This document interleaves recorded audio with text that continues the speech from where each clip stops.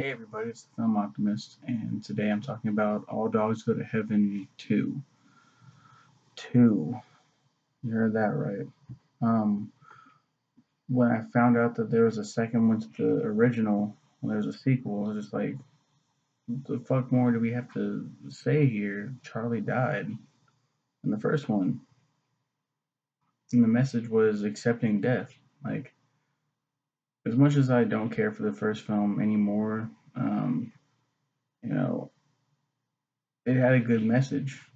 So why the fuck do we need a set? Why do we need a sequel? Last we left off, Charlie had left Annabelle. Forgot to mention Itchy there too. Itchy didn't die. Charlie died. He was the dead one. He was the one that had the watch. He was immortal. He couldn't be killed as long as the watch kept ticking. Um, Itchy was not dead.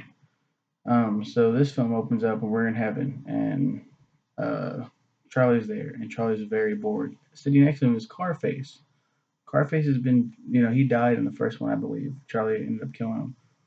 Um, he's the villain of the first film, so why the fuck is he in heaven? All dogs go to heaven. So, and he's apparently turned over a new leaf, and he's super nice and everything. Now voiced by Ernest Borgnine, and Ernest Borgnine, for you guys that don't know, he voiced Mermaid Man in SpongeBob. Done a lot of other shit too. Not to discredit those works, I'm just not familiar with them. A lot of the people from my era, 90s and on, know him as Mermaid Man, and we're super sad when he passed away.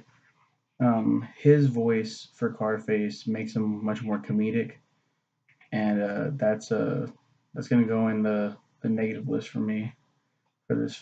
Just the excessive amount of negatives for this film for me. Um, they're both in heaven. And yeah, Charlie looks really like bored, just disinterested and everything. Like, yeah, cool. It's like, what the fuck is his problem? And they're accepting the new arrivals, but he gets excited because he's like, oh yeah, he's like, I can't wait, and because he knows who's coming in, it's Itchy. Itchy's passed on, and he's now in heaven, and he's super happy. He gets his halo, and the best part, he doesn't itch anymore. The whole reason his name is Itchy, Itchy Itchy, for the whole funny pun on his name is that he itches. He's got fleas, and he fucking it sucks for him. It's like every day is like hell. So he's now in heaven. It's like, yay, I don't itch anymore. And so it's like, it's very heartwarming. It's like, man, Charlotte, I love it here. And Dom DeLuise returns as Itchy, so that's cool. It's now Charlie Sheen as Charlie. I actually prefer him over Burt Reynolds. He has a great, just has a great voice for the role. Um, but he's like, yeah. So Itchy goes, what's going on, Charlie? Like, why aren't you why you look so bored? He's like, well, it's just, and they break out into song. And it's too heavenly here. It's like, what kind of message does it send? Now, religious or not, whatever you believe in, I just think it's very problematic for a movie to teach kids that don't go to heaven. It's too heavenly. It's way too heavenly there. And he's just like, just a weird, just a weird message to send. Um, what the fuck? And that just opens up a whole like can of worms to Christianity and everything, which I'm not going to get into. It's too heavenly. What the fuck? I'm about to start talking shit on your kind here in a second because the villain is Red, the demonic cat, implying that all cats go to hell.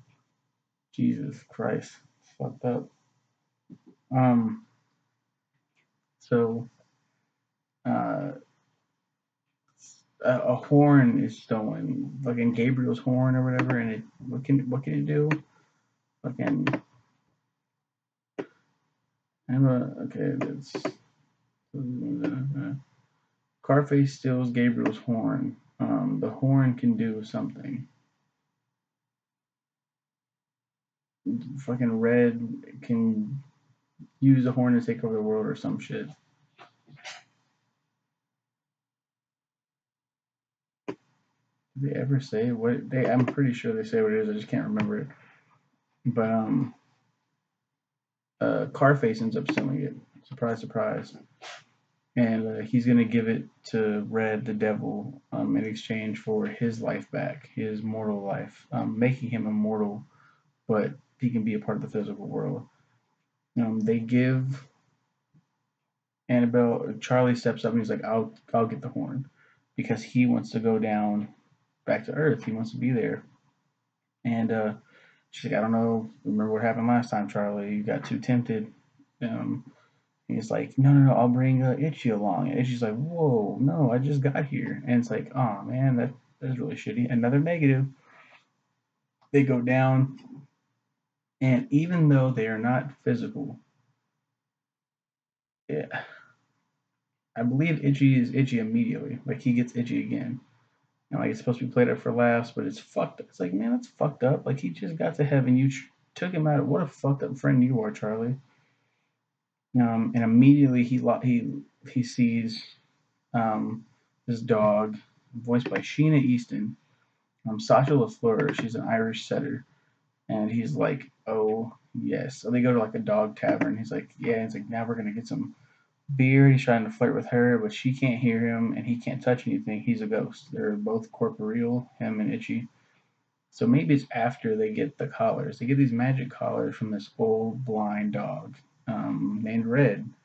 I don't think he has a name actually. He's just an old dog, and he's like, "Here, here's some collars, and you put them on, and then you can interact with it, and people can see you." And so he does that, these magical collars, and it's like, yeah. And I think that's maybe when he gets Itchy again. But I'm pretty sure it's like immediately when they got back. Um, but these collars are tricks because Red, the cat, was shape shifting. He shapeshifted into the dog, shapeshifted as the dog, to give these collars, and that's gonna play out with the final battle. It's a weakness, like he can control them um, all over the fucking place. They see this kid David performing street magic. He's cool. The music is a lot better than the first film, so I will give it that.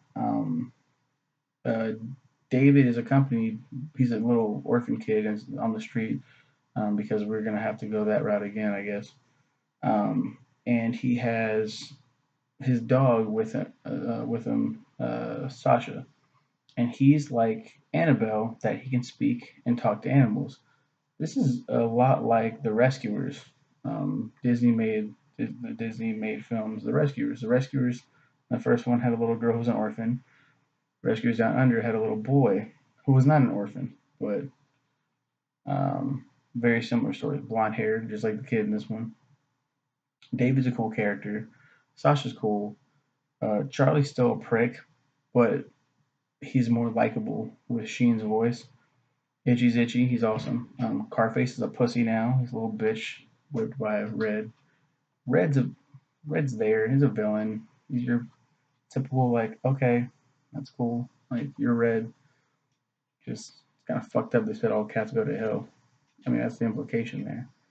Um, and then they have the final battle, and of course Charlie wins. I mean, let's just cut to the end. Spoilers. He wins.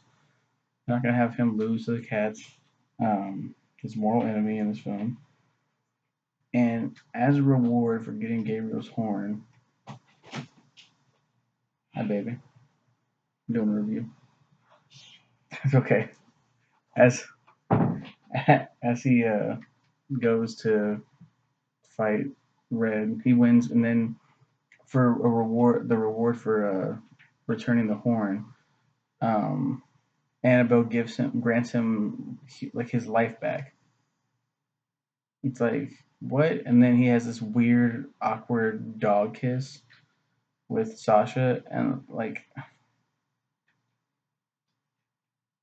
you look at movies like The Lion King, and like just other films in general where the kisses in the movies are like really cute pecks, like real quick, either pecks on the lips or pecks on the cheeks.